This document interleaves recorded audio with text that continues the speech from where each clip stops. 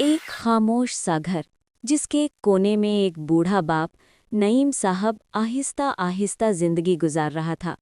चेहरे पर थकन, दिल में उदासी और आंखों में वो सवाल जो बरसों से किसी ने नहीं सुना था।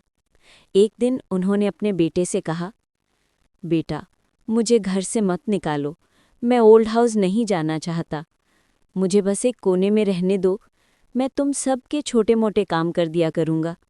मगर उनकी बात को संजीदगी से नहीं लिया गया। घर के माहौल में उनकी बातों की कोई वक़्त ही नहीं रही थी। लेकिन जिंदगी हमेशा ऐसी नहीं थी। एक तस्वीर, पुरानी, पीली, दीवार पर लटकी हुई, जिसमें यही नईम साहब अपने 3 छोटे बच्चों को गोद में लिए हंस रहे थे। बच्चे उनके कंधों से लिपटे हुए थे। घर में खुशियों की बारिश होती थी। वक्त गुजरा, बच्चे बड़े हुए, और अब वही बाप अपने ही घर में अजनबी था। एक दिन दोनों बेटों ने फैसला सुनाया, अब्बू, हमारे बच्चे बड़े हो रहे हैं, घर छोटा हो गया है, आपको ओल्ड हाउस जाना होगा। ये सुनकर नईम साहब की आंखों के गिर्द अंधेरा छा गया। जिस घर को उन्होंने मेहनत से बनाया था, आज वही घर उन पर तंग पड़ गया था।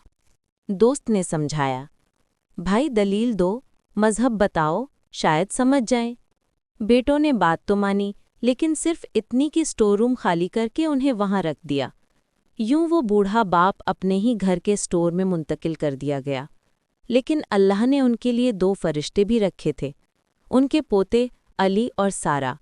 बच्चे अक्सर छुपकर उनके पास आते, उनकी बातें सुनते, उनके साथ बैठे रहते।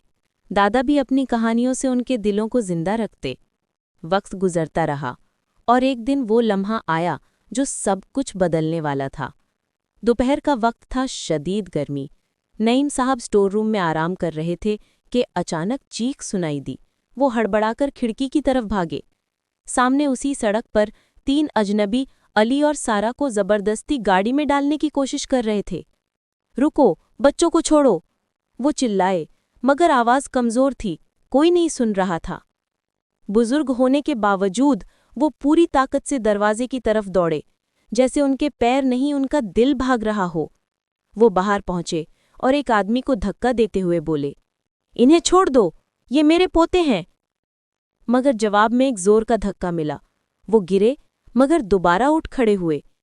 फिर दूसरे को पकड़ने की कोशिश की। इस दौरान ड्राइवर गाड़ी से गन लेकर निकला। तीनों मुजरिम घबरा गए थे। बच्चों, भागो, सीधे घर जाओ, नईम साहब ने आखिरी बार पूरी आवाज लगाकर कहा। और तब एक गोली चलने की आवाज गूंजी। गोली उनकी टांग में लगी और वो सड़क पर गिर पड़े। बच्चे चीखते हुए घर भागे। एम्बुलेंस आई और दादा को अस्पताल ले जाया गया। अस्पताल के बिस्तर पर वो कमजोर थे, मगर चेहरे पर सुकून था। अली ने रोते हुए कहा, दादाजी, अगर आप ना आते तो क्या होता? सारा ने सिसक कर कहा, हमें कोई ले जाता, हम बहुत डर गए थे। उसी लम्हे राहील और सुहेल, दोनों बेटे, वार्ड में दाखिल हुए। उन्होंने अपने बच्चों की गुफ्तगू सुनी और बरसों की बेहिस्सी उनकी दिल से जैसे धुल गई। वो आगे बढ़े, बाप के पास बैठे और आहिस्ता से कहा, अब्बू, हमें माफ़ कर दें, हमने आपके साथ अच्छा नहीं किया, हमने वो सब नहीं दिया जिसके आप हकदार थे। बूढ़े बाप ने आंखें खोली, लबों पर हल्की सी मोहब्बत भरी मुस्कुराहट आई। मेरे बच्चों, मोहब्बत कभी बोझ नहीं होती, सिर्फ वक्त पर पहचानने की ज़रूरत होती है। कुछ दिन बाद वो घर लौट आए, इस बार किसी स्टोर में नहीं, अपने ही घर के मालिक की तरह।